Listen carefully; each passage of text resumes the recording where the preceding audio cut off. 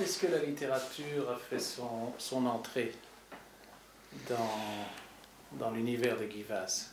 Mais elle a été précédée par le dessin, parce que je dessinais et je croyais finalement devenir dessinateur. Mais en fait, mes sujets me venaient presque toujours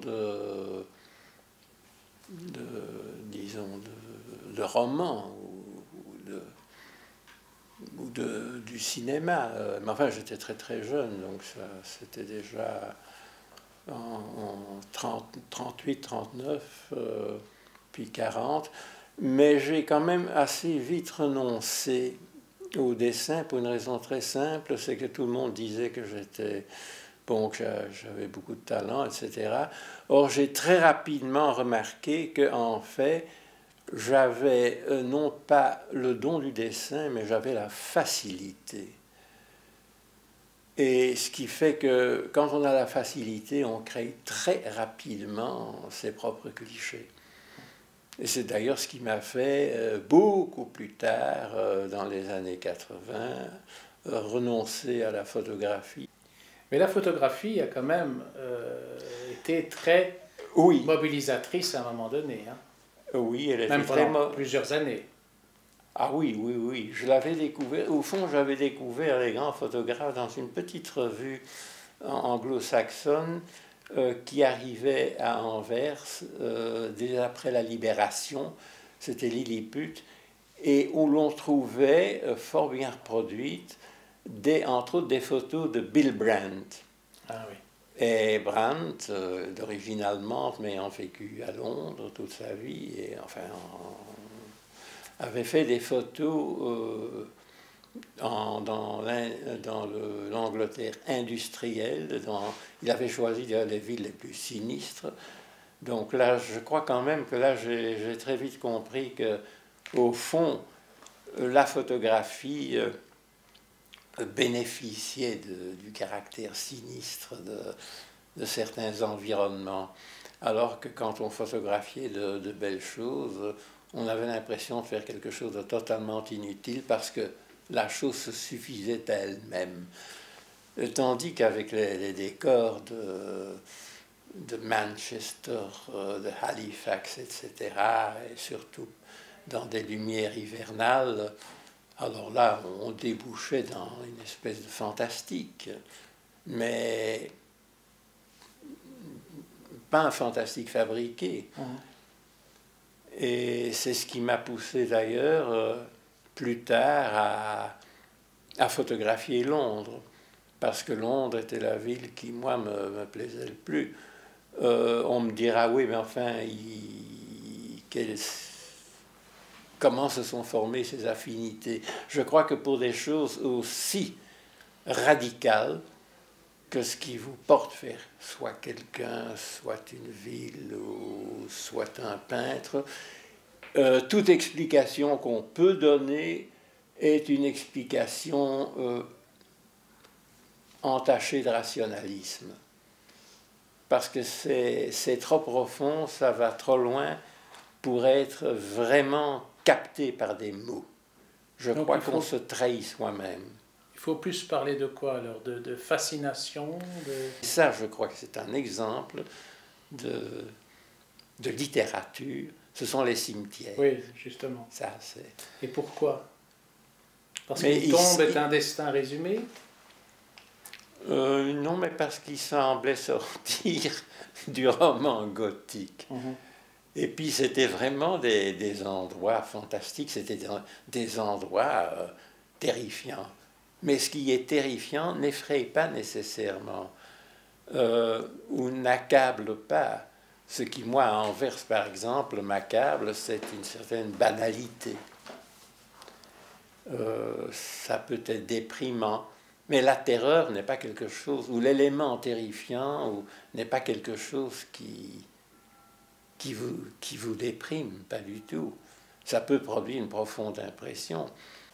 Mais le goût de photographier ça, qui a donné lieu à un livre, d'ailleurs, comment se fait-il qu'il n'ait pas suffi, qu'il a fallu que le langage s'y interpose, qu'à un moment donné, justement, le simple geste de capter cette réalité fantastique ne suffise plus et qu'il faille que l'écriture elle-même prenne le relais. Oui, parce que là, dans l'écriture, j'avais beaucoup plus à offrir, si l'on veut.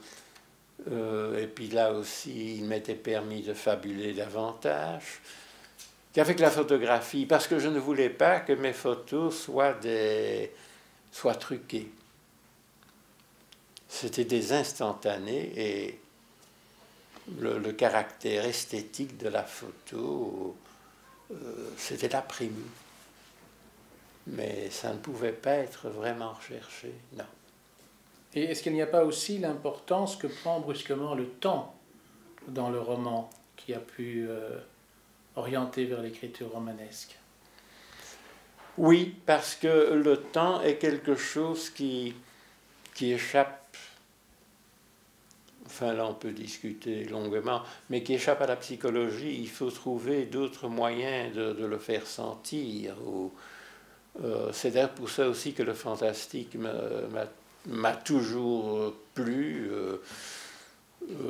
peut-être enfin, plutôt le réalisme magique, là où la chose, le fantastique, d'irrationnel n'est peut-être pas trop apparent, parce que, comment dirais-je, il exclut presque la psychologie en ce sens que le personnage est le support des situations. C'est lui qui fait marcher, on me dira, c'est vrai peut-être dans le roman psychologique aussi, mais quand même moins. Prenez Kafka par exemple. Quelle est la psychologie des personnages de Kafka? Il n'y en a pas. Il y a des choses, oui, il y a des situations. Et pourtant, ils sont très présents. Et pourtant, ils sont très présents. C'est ça qui m'intéresse. Mais c'est pas de voir s'ouvrir une seconde fois la galerie des personnages dont Rob Grier disait qu'elle était fermée, en fait, ça n'avait plus d'intérêt. Bon, je n'étais pas, disons, un fan du nouveau roman, mais je trouvais que la Grier avait raison. Le fait est que le premier roman, qui a été longtemps le roman Signal de Guy Vasse, Octobre long dimanche, apparu dans ces eaux-là, c'est-à-dire à peu près dans les années où le nouveau roman français fait son entrée en littérature, lui aussi. Et que dès lors, une assimilation a été faite, mais qui était un peu abusive. Oui, ça, je crois que quelqu'un comme Pascal Piat s'en est rendu compte. Mais oui, ça provient du fait que les Français sont beaucoup plus, à part naturellement probablement les auteurs du nouveau roman, mais ils sont très portés quand même vers, oui, forcément vers la psychologie, étaient portés vers la psychologie, et puis également vers tout ce qui est social, enfin, un peu confession, politique, chronique, etc. Et personnellement, moi, ça ne m'intéressait pas. Je voulais créer quelque chose qui soit un témoignage sur la réalité, mais pas nécessairement la réalité historique. Même si à l'arrière-plan, on ne peut pas la dissimuler, enfin, c'est pas possible. La mobilité des personnages dans un roman comme Octobre ou dans un livre comme L'Envers peut aller très très loin, parce qu'on a l'impression qu'ils peuvent se promener presque entre deux univers et revenir de l'au-delà, avoir un pied dans la mort et un autre dans la vie. C'est juste, mais ça provient du fait qu'au fond, ils sont très malléables.